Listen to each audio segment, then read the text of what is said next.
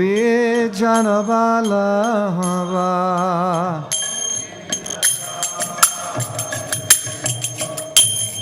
Yashodhanandana Raja Janaranjana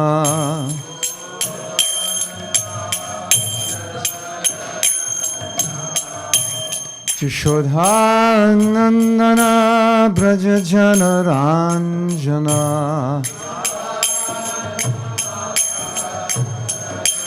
Jamuna Tira Vana Chari Yamuna Tira Jamuna Tira Vana Chari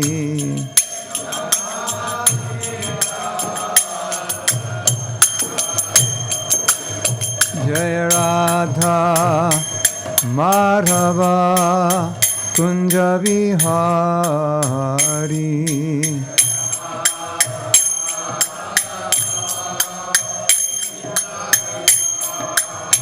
Jaya Radha Madhava Kunja Vihari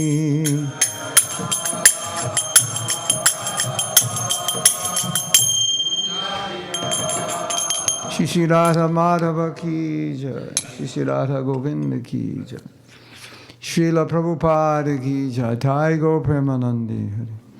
Om Vishnu Padaya Krishna Prishtaya Bhutale Shrimate Bhakti Vedanta Shaminiti Namane Namaste Saraswati Deve Gauravani Pacharine Nirvise Sasanyavare Paschatya Satarine. So as far as I understand, there's going to be classes on Lord Balaram leading up to Balarama-jayantī. So I was asked to speak on Lord Balaram.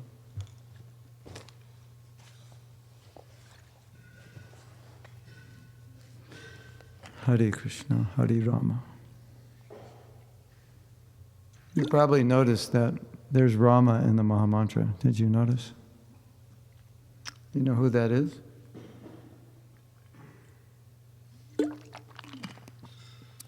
What is the Mahamantra? Is it Balaram? Is it Lord Ram? Is it Radha Raman? Or is it something else? Today you will find out. Stay tuned. Hare Krishna.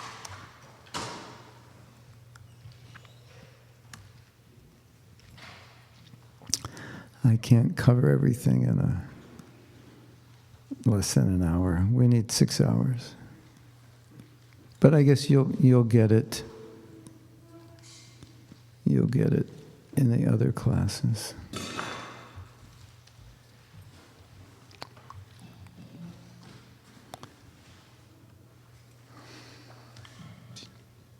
Little.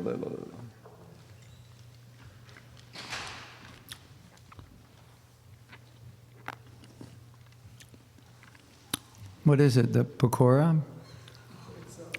It's poha deep fried, like chura. Yeah. Pakora without the vegetable, just the batter, right? So, there are many things about Lord Balaram that we could discuss, because as you know, in the transcendental realm, things are not three-dimensional, and their nature is multifaceted. But one of the things we learn about Lord Balaram is he's a manifestation of the existence potency, Sat, or Sandhini potency. That everything in Krishna's Leela is manifested from his potency. Radharani manifests the gopis, and Balaram manifests everything, everyone and everything else. In some places it's even said that he manifests Krishna, that's for another day. but I'll just throw that seed in your head to confuse you a little bit. Or you can be thinking all day, could he manifest Krishna? How does that work?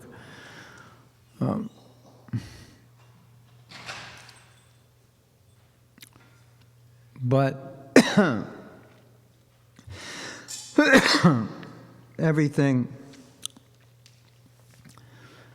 everyone who exists, is we all in the material world, every living entity is an expansion of Lord Balaram. If you do the math and you go down, if you make a chart, Lord Balaram expands as Mahasankarshan, and then the Chaturvyuha, and eventually Mahavishnu, and then we all come from Mahavishnu. So our existence came from him, we're dependent on him, and everything in the spiritual world, all the paraphernalia, is coming from him, expansion of him. So now we go to the original premise, what does the Mahamantra mean in relation to Lord Balaram as Sat or Sandini? Well, the Mahamantra means many things, but because today's Lord Balaram's appearance day, we'll explain it in this connection. Krishna is Chit, Balaram is Sat, and Radharani is Ananda, or Ladini, Samvit, and Sandini. So that's one of the meanings of Mahamantra, Samvit, Sandini, Ladini. So Balaram is there. Now, Prabhupada was asked, who is this Balaram, who is the Rama in the Mahamantra? So this is one explanation, it's the existence potency. The complete spiritual realm, Sarup Shakti, is made of these three elements, and then everything within the spiritual realm is coming from or composed of these three elements. But Prabhupada also said, Lord Ram, and you might say, well, we're not Ram Bhaktas, we're Krishna Bhaktas, so when we chant Hari Ram, would we be thinking of Lord Ram? We might, but generally, no. Said it also means Balaram, so in this sense, Balaram. And it also means Radha Raman, which means Krishna, the lover of Radha. But then we might ask, well, does Balaram have anything to do with Krishna's conjugal ras? Because the followers of Balaram are in Sakya ras. So Sakya ras is a ras which is maybe less prominent in Gaudiya Vaishnavism, but nonetheless, Balaram is the head of that rasa, Sakya ras. And if you're in Sakya ras, don't lament that you didn't make it to Madhurya and commit suicide or something. It is a bona fide rasa.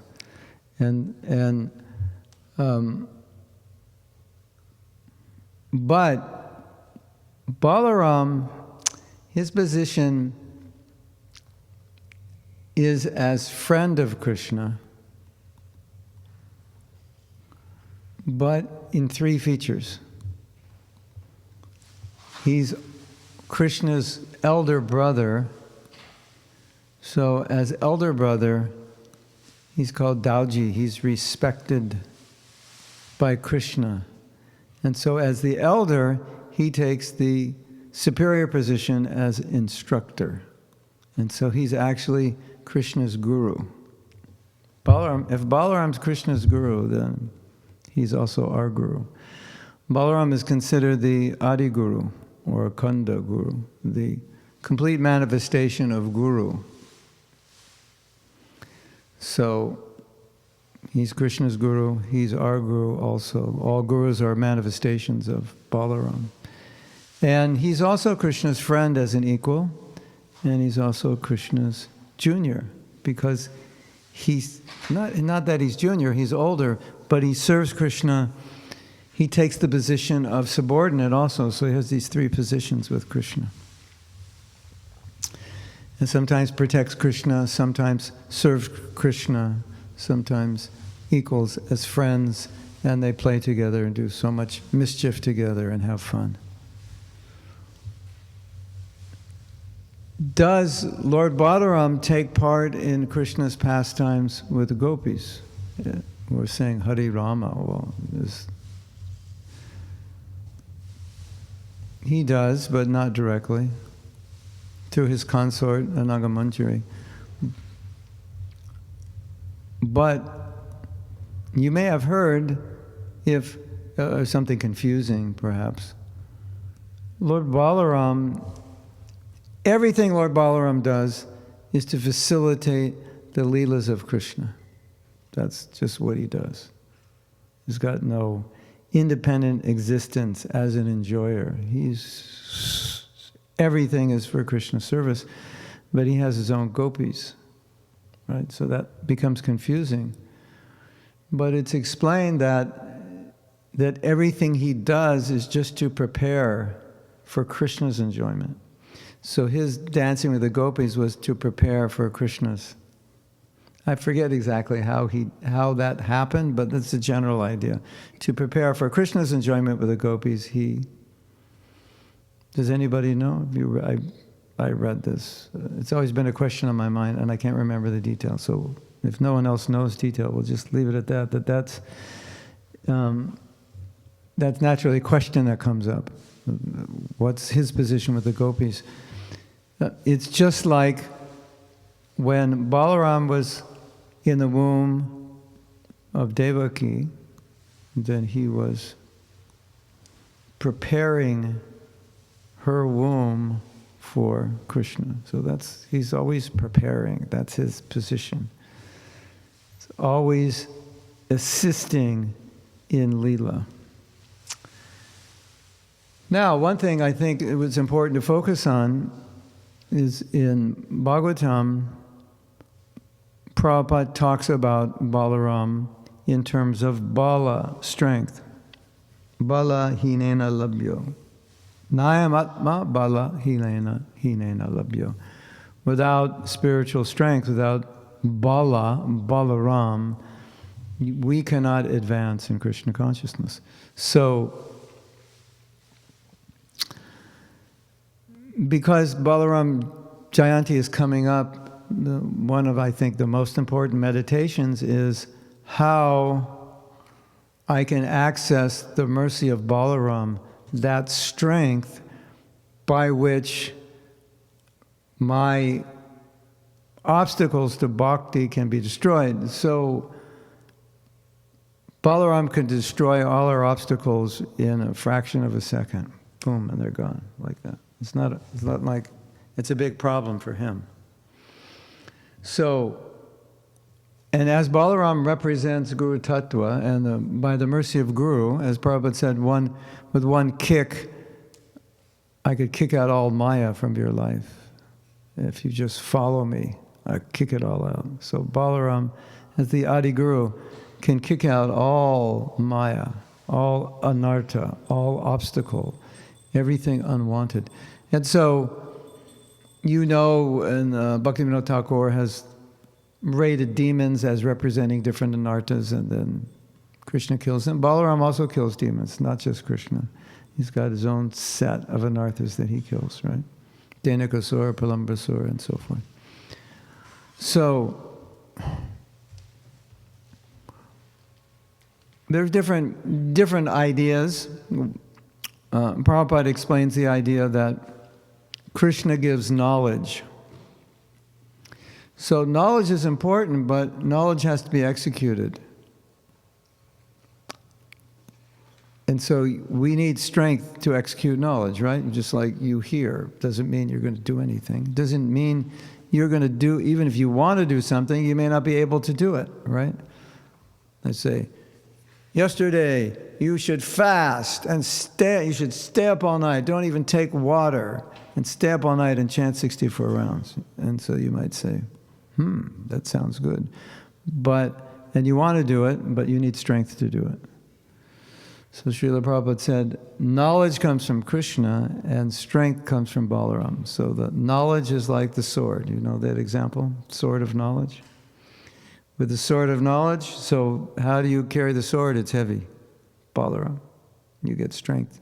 So I think what would be very helpful for us to do is to, this whole week, be very focused on the mercy of Balaram and be meditating on Balaram in the form of giving us bala, strength, to overcome whatever it is we need to overcome. And we all have things to overcome.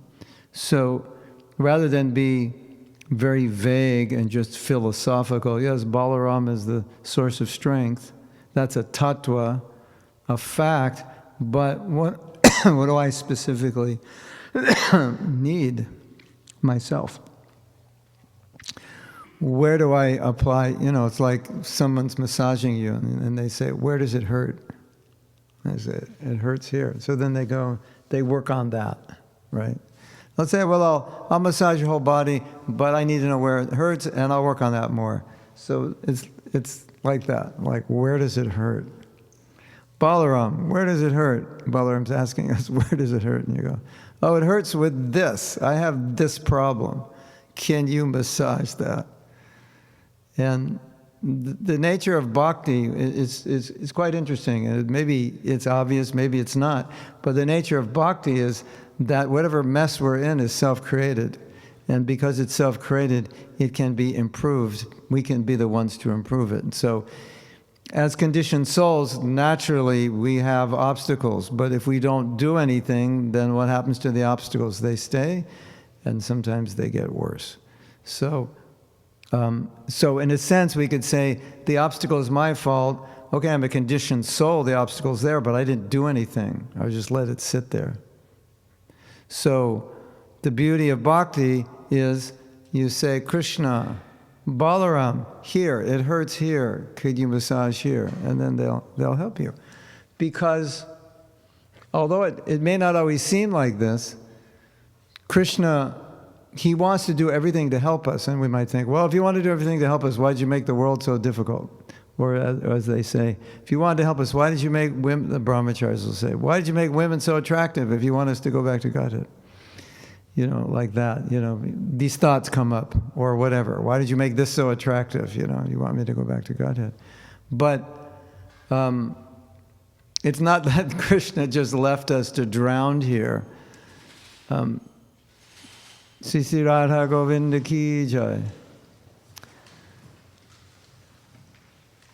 Krishna is saying, yeah, mayam, this Davyesha Gunamayi Mama Maya Duratya, Krishna is saying, yeah, you're stuck here, pretty much. You don't really have a chance on your own. And so you're a conditioned soul, so naturally, this is your condition. But I'm here to help you. I want you to go back to Godhead more than you do. You don't even care that much. I want you more than you do. And so if you just point out to me where you need help, what you need help with, I'll help you with that. You don't have to live with your anartha eternally. I'll help you with that. So Balaram is that power that can annihilate anartha. And so we don't want to be ambiguous about it and go, oh yeah, what was the class about? Oh, it was a class about how Balaram annihilates anartha. Yeah, okay, that's good. That's a tattva. But what's your anartha that you need him and to annihilate or help massage, and start meditating and praying. Balaram, please help me with this. And you will see by experience that he will help you. And if you don't believe me, test it out and see. That's the only way you're going to know, right? You got to test it out. So who doesn't have 108 or more anarthas to deal with? We all have. And as you know, sometimes in bhakti you get to a point where you have some problem and you can't figure out how to overcome it. It's, you think you've overcome it and then it comes up through the back door and you think you got rid of it 100% and you still see there's 25% left. Do you have that experience? Yeah, you will continually have that experience for quite a while. We get confident, all right, the anartha is gone, and then 3 years later it goes, knock, knock, anartha back. So the point is, on our own strength, it is very difficult. And so we are dependent on Krishna. And that's the process of bhakti. It's not that I'm just fighting it myself. I'm fighting it in dependence. I'm approaching it as weak, and I'm depending on my guru, on Mahaprabhu Nityananda, Balaram Krishna. So that's, at least this week, it would be a nice mood just to be very, very like, okay, Draupadi, Krishna. This is out of my hands. And you can look at your problems and say, oh, it's just out of my hands, Balaram. I need your help. Only you can give me the strength. Only you have the power to help me with this, because on my own I can't do it. And also, on the appearance day, that's when Balaram's Shakti will be most powerful. So on their appearance day, it's like if you go to India and you go to the place of Leela, or the birthplace, or the Bhajan Kutir, you can feel there's special Shakti there. If you go to Jagannath Puri, now it's kind of a problem, but previously at Takaharidas' so I believe it was his Samadhi. Now they have kirtan. But before they didn't have kirtan, you could just go there and chant japa. And you kind of feel like his Shakti is just entered, and you just sit there and you can just chant all day. It's unusual. It's not normal. There's special Shakti there, because that's where he lived. So on appearance days or disappearance days, there's Shakti that we can access. And we don't want to let those days go by and not take advantage of that. So I wanted to at least recommend that. I was looking on my computer, and there are many things on it about Lord Balarama, and I don't know where to start. But this is a place, maybe I can start with one thing that I found interesting. If I can just... If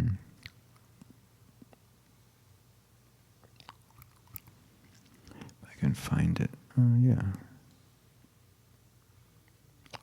Oh, there's two prayers. Oh, these are nice prayers. This is from the Skanda Purana. Just now coming.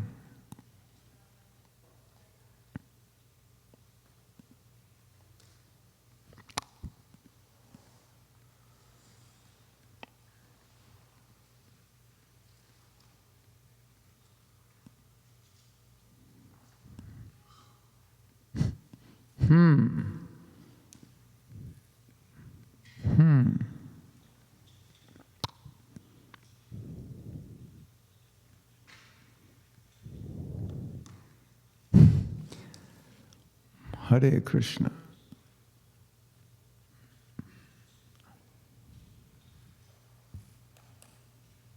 Yes. These are two prayers from the Skanda Purana. Namaste to Halagrama, Namaste Mushalayudha.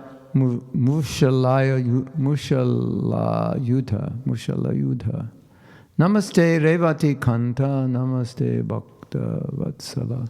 Obeisances to you, O holder of the plow. Obeisances to you, O wielder of the mace. Obeisances to you, O beloved of Revati. Obeisances to you, who are very kind to your devotees. Namaste Balinam Shreshta, Namaste Dharani Dhara. Pralambhare Namaste tu Trahi Mam Krishna Purvaja. I offer my respectful obeisances unto Lord Balaram, the best of the strong and the support of the earth. Obeisances unto you, O enemy of Pralamba, please deliver me, O elder brother of Krishna. What is the plan this week? Is there like topics for each speaker, or they're going to choose their own topic and they're each going to speak about Balaram? Because I don't want to. Are you talking about the class in general? Yeah, I mean, tomorrow, this week, you're going to have classes on Balaram? Oh, they choose their own topic. Okay. If I knew what they were going to choose, then I wouldn't talk about it, and I don't, I guess, anyway. I think one topic is just very interesting. It's Lord Balaram's relationship with Duryodhana. It's quite an interesting topic. Like, why? And we have a disciple of Prabhupada, and his name is Duryodhana Guru. And that's the name of Balaram, because Balaram was actually he taught Duryodhana how to fight. So he's Duryodhana Guru. Taught Bhima how to fight also. And when Bhima and Duryodhana were fighting, Balaram, like, he had affection for both. He couldn't watch it. Can you imagine, You have like two sons and they're in a boxing match. You can't watch it because somebody's going to get hurt, or they're both going to get hurt. Anyway, so the problem was, as we know, this is really interesting. It is said that Duryodhana accepted Balaram as the Supreme Personality of Godhead, but he didn't accept Krishna, as we know. He didn't like Krishna, and he didn't like the Pandavas. And there's a backstory, as there's always a backstory. Like, the backstory is, who were they? Who really are they? Who were they in the last life? Who were they in the many last lives? Why is he so angry and envious? And why even he tried to what did Duryodhana try to do? He tried to capture Krishna, and Krishna manifested as the Vishwarupa, so he couldn't grab him. Krishna couldn't negotiate with him at all. He was set on turning against the Pandavas, trying to destroy them. I mean, that's like, it's one thing to offend devotees, but to try to kill them, this is bad. The backstory is he's an Amsa, he's a part of Kali. So, you got to feel sorry for him a little bit. Couldn't help himself. But anyway, somehow he accepted Balaram.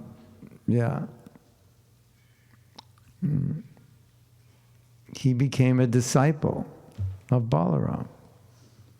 Now, this is interesting. I'll have to read some things for you. And sometimes gurus have affection for their disciples, even maybe when the disciples are not so great.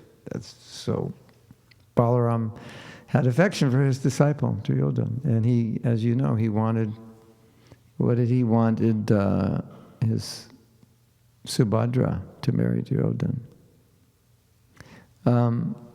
Okay, so now the Acharyas have analyzed this. This is interesting.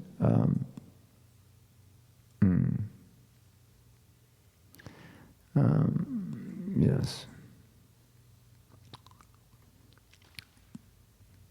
I'm going to read some things, how this is reconciled, because I want to make sure we get it straight.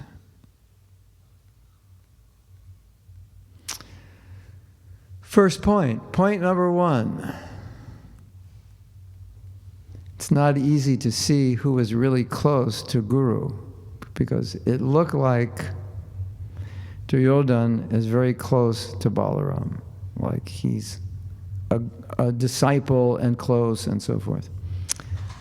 By aparavichar, apparent consideration, it appeared that both Banasura and Ravan pleased Shiva and got his mercy. But our acharyas have described that they only got shakapata kripa, mercy with cheating. Another mercy with cheating is they didn't get real mercy, they got material benefit. They got some wealth, they got some fame, they got some position, but they didn't get the pure mercy, Krishna prema. So, what's the point? It's like, okay, I have a guru, but what do I want from the guru? Do I want Maya or do I want Krishna? So it looks like, oh, such and such is such a great devotee. But sometimes it looks like they're great because their motive is very strong, but it's not pure. So Duryodhana looked like a great devotee, but what was his motive? His motives were material. Secondly, so we got the first one. You're going to remember this? You'll be tested on this on Wednesday. If you don't pass, you don't get prasadam. Okay. Secondly, this is really weird, as you already must have recognized. Duryodhana has faith in Balaram and not in Krishna. Right? Or some have faith in Krishna and not Mahaprabhu. Right? Not good. He didn't have faith in Krishna and he didn't have faith in the Pandavas. Sometimes a disciple may be full of enthusiasm, utsahan mayi, full of enthusiasm for his or her guru, but may neglect or offend other Vaishnavas. Have you seen that before? Or like Duryodhana, some disciples may express devotion for their guru, but they may not be interested in worshiping Krishna or chanting Krishna Nam. I don't think that's common in ISKCON. But what's common in ISKCON is devotion to one's guru at the expense of sometimes offending another devotee. We've seen that, right? Or neglecting to honor another devotee. That phenomena we see sometimes that I only hear from my Diksha Guru, I don't hear from anyone else. So you only see those devotees when their Diksha Guru comes, and when he leaves, you never see them. So it's not perfect. It's just, you got to do better than that.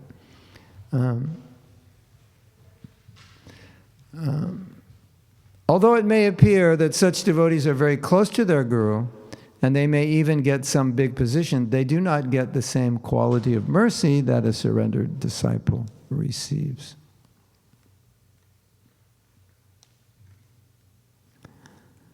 Lesson 3.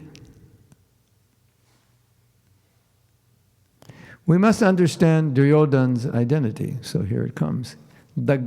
You're wondering about this Kali. Where is it? Now you're going to find out.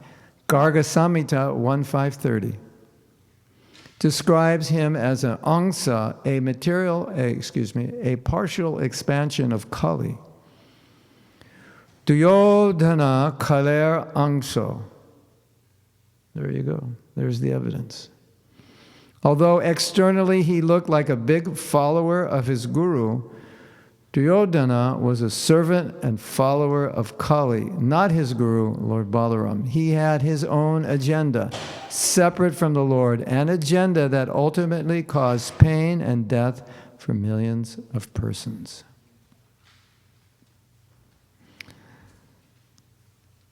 Now there's a song by Bhaktivinoda Thakur. You may have heard this song. He talks about disciples. Not disciples of their guru, although they look like they are, but disciples of Kali, known as Kali Chela. Here is the song. Eoto eka kalir chela mataneda kapni parat tilak naike golai mala. Here is a disciple of Kali Yuga. He has a shaved head, wears kopans, marks his forehead with tilak, and keeps tulsi beads around his neck.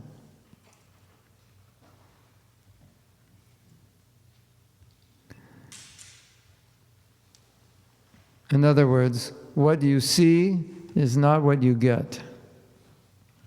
You see a Vaishnava, but inside you get something else. And so, you all know the definition of pure bhakti is service which has no motive. So obviously the definition of impure bhakti, which we're describing here, is service which is motivated by something personal that we're trying to get from the Guru. As Prabhupada said, in his own life, he wanted nothing from his Guru. And because he wanted nothing, he got the best thing, which was the power of his Guru to give Krishna to others.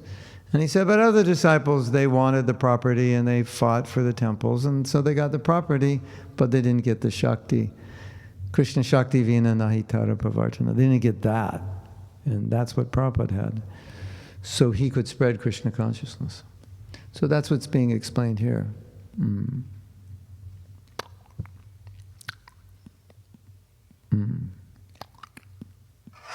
That's it. There's only 3. Okay.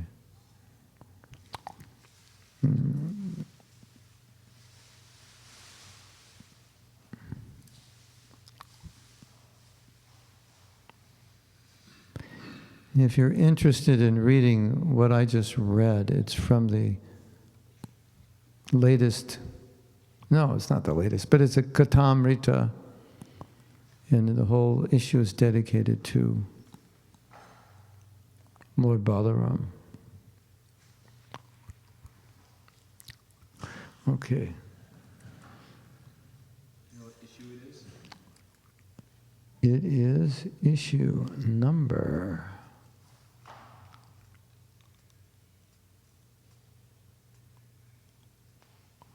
555. Look at this picture. Oh my God, this is amazing. Can you see it?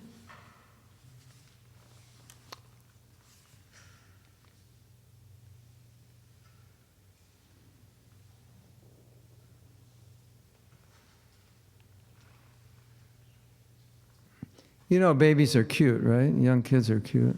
Like, can you imagine how cute Krishna and Balaram are? I don't think so. But this picture gives you some idea, but Hare Krishna. I thought I could read something interesting. I don't know who wrote this, unfortunately, and we could discuss this. I was just searching. I collect things on my computer and forget about them after I collect them. Do you have that problem? Collect information, and you know, when you have to give a class, you look on your computer and go, oh, look at this. I forgot I had it. This is entitled 4 Secrets Why Krishna Balaram Deities Came to Vrindavan. I thought that would be interesting to discuss.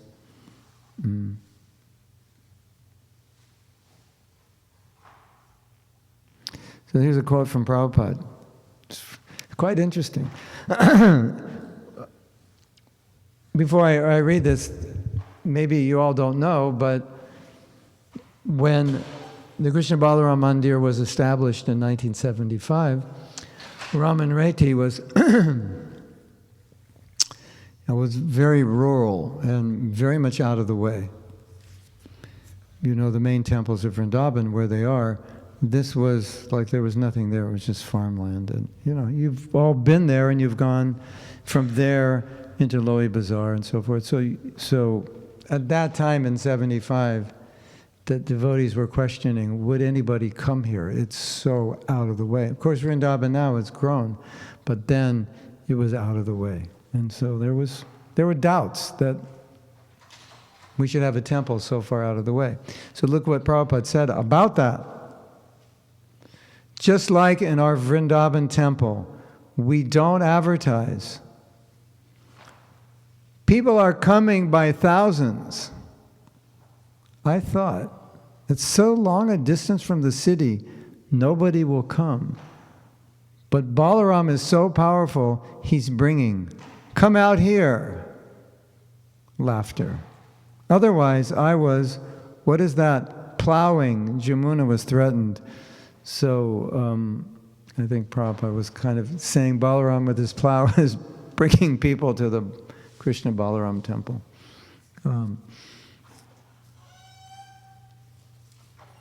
Now I'm reminded of an example or an analogy of Balaram's plow. So the Guru plants the seed, or Krishna plants the seed. Now, these are all analogies, of course, the seed of bhakti. But you all know that when you plant a seed, if the soil is not fertile, the seed can't grow. It doesn't matter if the seed is strong. So Balaram, with his plow, he cultivates the heart, pulls the weeds out, turns the soil around, so that when Krishna plants the seed, as we said earlier, the seed of knowledge, it can grow. So we need Balaram Guru's mercy for that.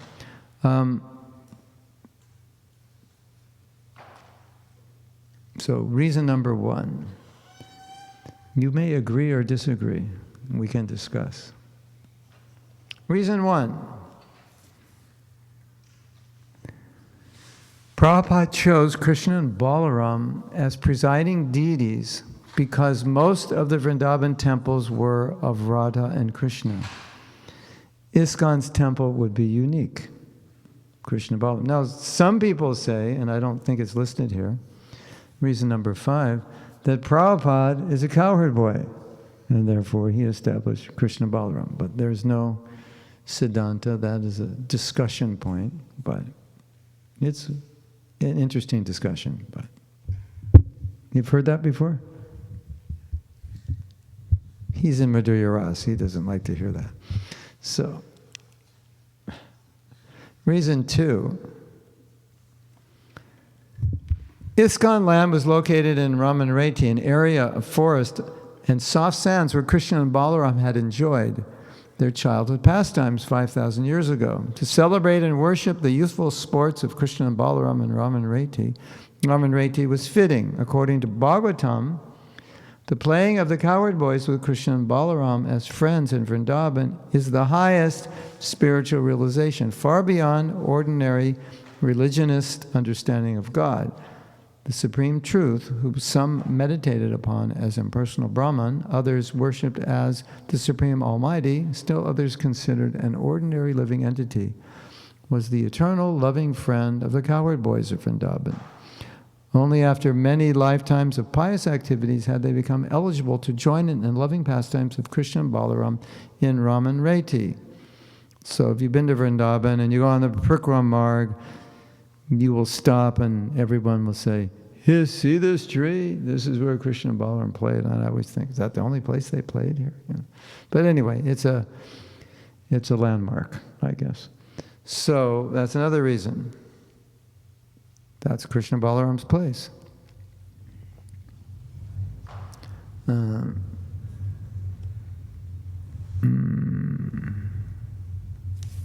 here's an interesting reason. Although Prabhupada was introducing his disciples to Vrindavan, he was also introducing the residents of Vrindavan to his disciples. His group was already encountering some of the same attitudes Bhaktisiddhanta Saraswati and his party of pilgrims had met in 1932.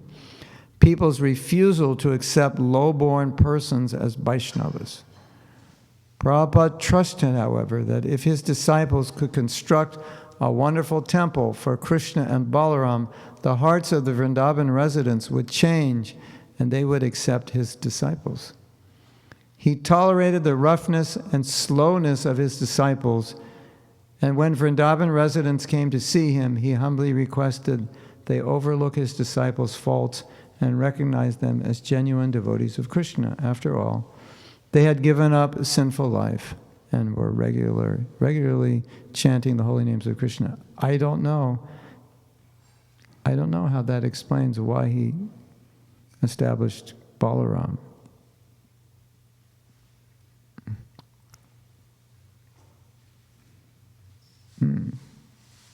I think they're just saying that would attract people to the temple, and so when people come to the temple, they would see the devotees, and they would gain faith that these are real Vaishnavas. And reason number 4. There was another specific significance in Prabhupada's choosing Krishna and Balaram as the central object of worship in his Vrindavan temple. Lord Balaram is the first expansion from Lord Krishna, and in his incarnation of Sankarshan, he upholds all the universes. The Vaishnavas therefore worship Balaram for spiritual strength. Prabhupada said, you can pray to Lord Balaram, Prabhupada said, to help you in your deficiency. As the source of spiritual strength, Lord Balaram is also known as the original spiritual master. So we have discussed that. And now this sign says, I'm supposed to stop at 8:50 and ask for, I never follow signs, but I might as well do something different. End lecture by 8:50 and questions and answers till 9. Okay. Not just questions and answers, comments, additions. Yes. Give the mic to the Brajbasi. He's going to tell us something about Krishna Balaram. Thank you, Mahātmā. It's described in the Leela Amrita, Prabhupada's thinking, that most devotees, they worship Radha and Krishna, but to teach the Brajbasis and people in general that the way to Radha and Krishna is through the mercy of Gauri Tai, and Gauri Tai have reincarnated. Previously they were Krishna and Balaram, so hence the Krishna Balaram Mandir. And Prabhupada set up the way of the temple that you come in on the left side and you see the spiritual master, Guru, then immediately Gauranga, then Krishna Balaram Center, and finally Radha and Shyamasundar and their attendants will lead to the Vishaka. Thank you. Beautiful.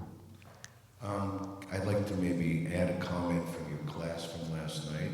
Mm-hmm. There's a very nice sentence or two from Srila Prabhupada in a purport in the 8th canto where he says, I can find it, the reference, but I don't have it in my head right here, that it's not that Krishna is only pleased with his topmost devotees, he's pleased with all his devotees. And if the devotees are sincere in continuing their devotional practices, then he will give them all intelligence to come back home, back to Godhead. Beautiful. Hare Krishna. You know, another thing about Krishna being pleased, we have this verse in 3rd canto, who Krishna gave the position of mother and eternally mother to Putana. Therefore, who else should I worship? Ahobaki yam stana kalakutam, that verse. Who else, so somebody comes to kill Krishna, but offers what seems to be the action of a mother, and Krishna says, okay, you can be eternally my mother. What to speak of a devotee who's sincerely trying to serve Krishna? So we might think, how can I please Krishna? And here Putana is pleasing him, and she's trying to kill him. What to speak of a devotee who's trying to serve? So we should never think that Krishna doesn't appreciate. Yes? I had a question about, praying to Lord Balaram for strength. Yes. To remove anarthas. Now, I want to hear from you. What about, you may be, one may be praying for the anartha to be removed, but not really sincerely desiring for it to really go away. Still want to enjoy that anartha. What happens then? Not much. Because yeyatamam prapadyante. When we have a problem and it's not going away, we have to be honest. It's because we don't want it to go away. It's like, Krishna, why aren't you taking this away? And Krishna's saying, why don't you let me take it away? You're interfering because I'm only going to reciprocate with your desire. And if you want to keep grabbing onto it while I'm pulling it away, you're interfering with my job. So you decide what you want. So in that case, then we pray to have the desire to let it go. We pray to remove the fear of holding on to that. I won't be, something will be not stable, or I won't be happy if this goes. Or pray that, how can I use this attachment? If I can't give it up, maybe I'm not ready. Maybe it's premature. That's why I can't give it up. So how can I use this attachment in a way that it won't hinder my bhakti, or even in a way that I could employ it in my bhakti? But, Prabhupada said, we should really pray, Krishna, whatever you need to do it. That's where we want to come to if we're not there yet. Krishna, whatever is necessary, then just do it. So it's like, the question we have to ask ourselves is, well, what do I want? What really do I want? Do I really want to stay here? Do I really want to hold on to something that I know is just going to only be problematic for me and ultimately cause my misery? And so sometimes we need to connect deeper, get through the surface of, oh, I want this and that, and you don't really want it. And ask yourself, what do I really want? What's really important? And that might inspire you to be able to pray without fear, because you'll realize this is really what I want. And this other stuff is just bubbles on the water. Maya's just bubbling up. But below the surface, I know what I want. And it's really a good exercise. It's like we're digging deeper. Go down to that, what was that desire there when I became a devotee? Where is that? Let me connect with that, because when I connect with that, then I can tell myself, this is what I want. I don't want this other. And sometimes you just have to tell yourself, this other thing, I don't really want it. And what I really want is this, because then it directs your consciousness, because you're affirming it. I want this, I don't want this. Affirmation. It helps. We have this tradition, which some people might think is kind of strange, talking to yourself, talking to your mind, trying to reason with yourself. But really what you're doing is you're just asserting what is most important for you, and you're asserting the truth. This is real, this is what I want, this is what my guru is guiding me towards. Am I such a fool to turn my back on his instruction? And then you realize, no, I don't really want that. I don't want to disobey. Until you tell yourself, I don't want that. It just seems like I want it, but I don't. And I seem to be afraid of this other desire, but really I'm not. This is really what I want. And so by asserting it, confirming it, you'll see that it can change. It can change your whole attitude towards it. Because there's power in making those assertions. Like, my dear mind, I don't want this. I want, my dear mind, go to the feet of Krishna. You've done all this, you don't do it anymore. It's very powerful.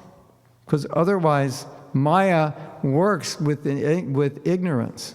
As long as we don't assert what is our real desire, then she'll just convince us we're not qualified for that, or we don't really want it, or whatever.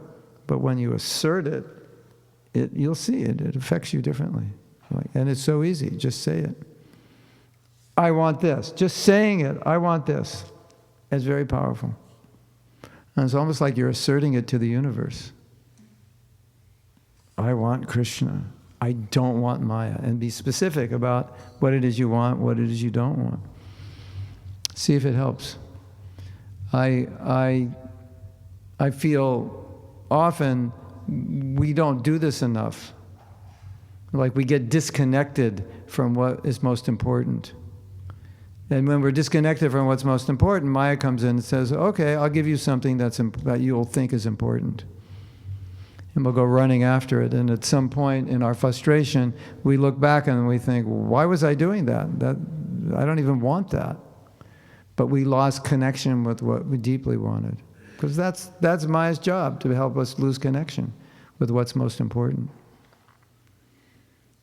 And so, it's like an emotional connection. You've got to feel it a little bit, what is really in my heart deeply that I want. And it's not that difficult to do. We're chanting every day, so it's there. And when you chant, you can connect with it very deeply and pray. That desire strengthens. And it works. I've tested it. It's very important. Otherwise, how could somebody be doing so well in bhakti and then all of a sudden just they're gone? They disconnected from that desire. They let Maya disconnect them.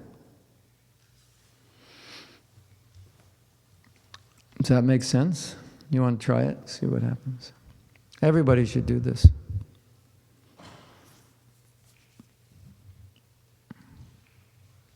Even if you have, let's say, like difficulty getting up in the morning, and you really want to get up early, you just state it. I want to get up early. I don't want to get up late. I want to get up early. It has an effect because the mind is the steering wheel, basically. And if we don't learn how to deal with our mind, it's just going to steer itself. So it's very important to understand how the mind works and get a handle on it. And these are simple things you can do, just to make a determination. This is what I'm going to do. Yes. Only 20 seconds, so maybe a quick answer, but you were mentioning that bhajan by Bhaktivinoda Thakur and the reality that there may be Kali Chelas. How do we not become paranoid? How do we not get taken advantage of? What to do? Like how we don't become a Kali Chela? Yeah. Oh. I mean, ourselves would not get taken advantage of. There's, Another Kali Chela is taking advantage of you. Well, this verse is really interesting because I started thinking about this, and I'm thinking this verse could potentially be dangerous, because now I'm looking, after you hear the verse, you go, well, who's the Kali Chela in the temple here? And we each have our list, I think it's so and so, yeah. And so pretty much every devotee is being offended, so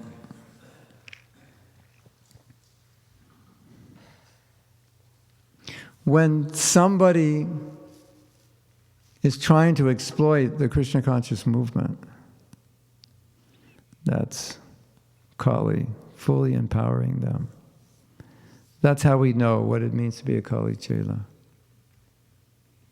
They're not here to serve sincerely, they're here to get something. Some position, or could be wealth, recognition. That's the prime motive. And so externally they play the part, but internally the motive is to gain something material. And so in bhakti, everything's about motive. How you define pure bhakti, impure bhakti is based on motive, not necessarily action, because action, we're all doing the same thing anyway, but why are we doing it?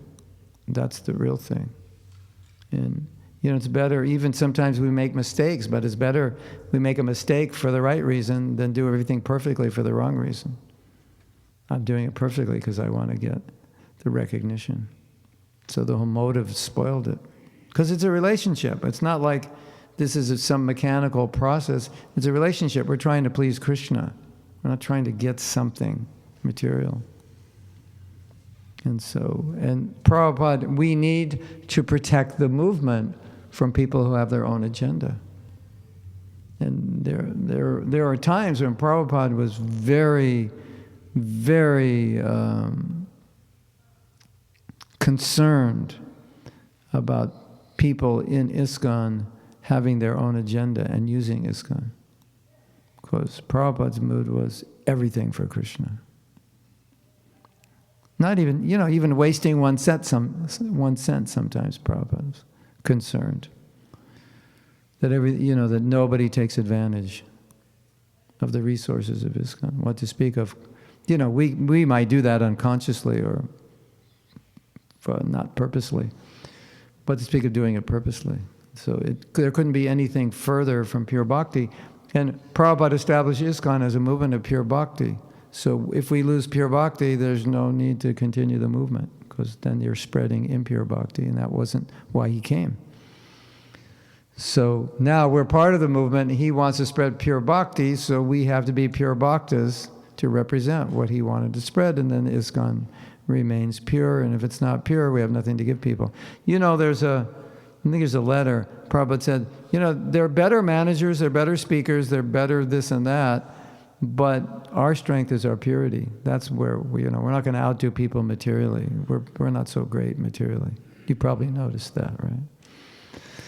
But what we're great at is, well, at least we need to be great at, is being pure. That's our big advantage. So that's important.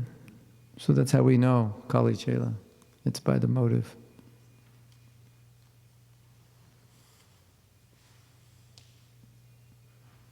You know how there's a saying, I think Chanakya Pandit says, like one bad disciple could spoil a whole institution, or one bad son can spoil the family, something like that.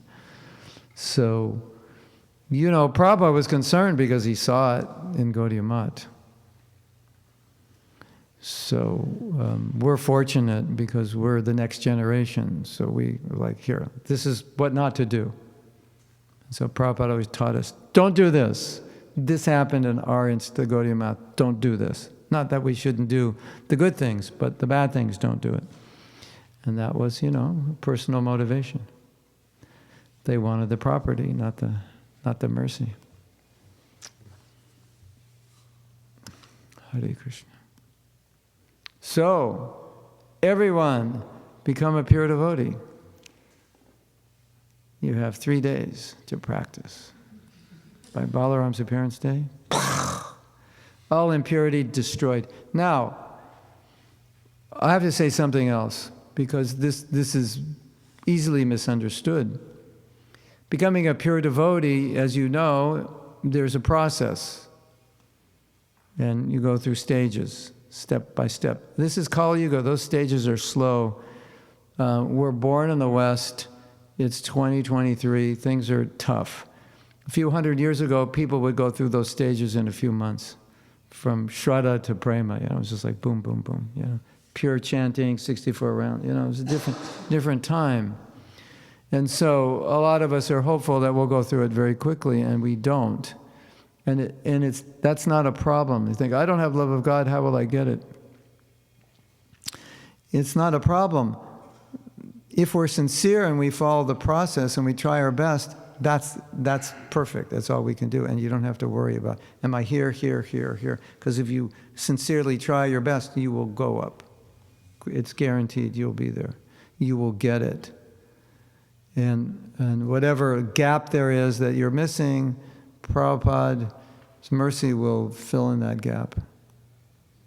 So otherwise, we could become quite distraught that, so many years and I don't have love for Krishna. What's happening? What's going on? Of course, it's a concern for sure, but not such a concern that we think necessarily I'm doing anything wrong. You may not be. You may be doing everything right. We're just very conditioned, and it takes time. And I think one problem I see, I see that we get our timeline wrong. So we think, I'm taking the train to the Bhakti Center, and I think the train's going to take 3 minutes. It doesn't. And I'm like, what's going on here? Why is, So we think the timeline to pure Bhakti, when you're a younger devotee at least, you think it's going to happen much faster, and then you can get quite frustrated when you realize it doesn't happen. What do you speak if you've been around 50 years? It's like, 50 years and it's not happening. But it's just normal for a conditioned soul. It's not like, there's one devotee, he wrote Prabhupada a letter and he said, I fell down. And Prabhupada read the letter and laughed. And everybody was surprised.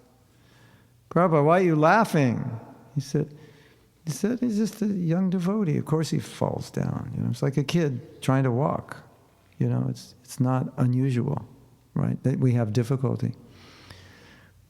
But Prabhupada's point was, you just stay on the path, everything's good. You'll slip up and down, whatever, but that's just normal. You just continue. So, sincere, without all ulterior motives, then everything's good. And wherever you are on the timeline, it's okay. I want to be further along, obviously, but I am who I am. It's just real. And, you know, pain comes from not accepting reality, doesn't it? You know, I want to be here, but I'm here, and I can't accept that I'm here, and I'm just like lamenting. This space causes all kinds of lamentation. But, you know, no, this is who I am.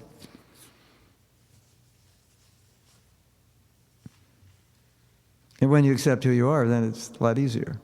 And then you can improve on that version of yourself. Yeah. Okay? Time's up. You had something? No. Any? Okay. I'm famous for going over time. I've gone an hour and a half over time in some places. But I don't want to become famous here for doing that. You may never invite me back. So we'll end class now. Thank you very much. Srila Prabhupada ki jai. Go Premanande.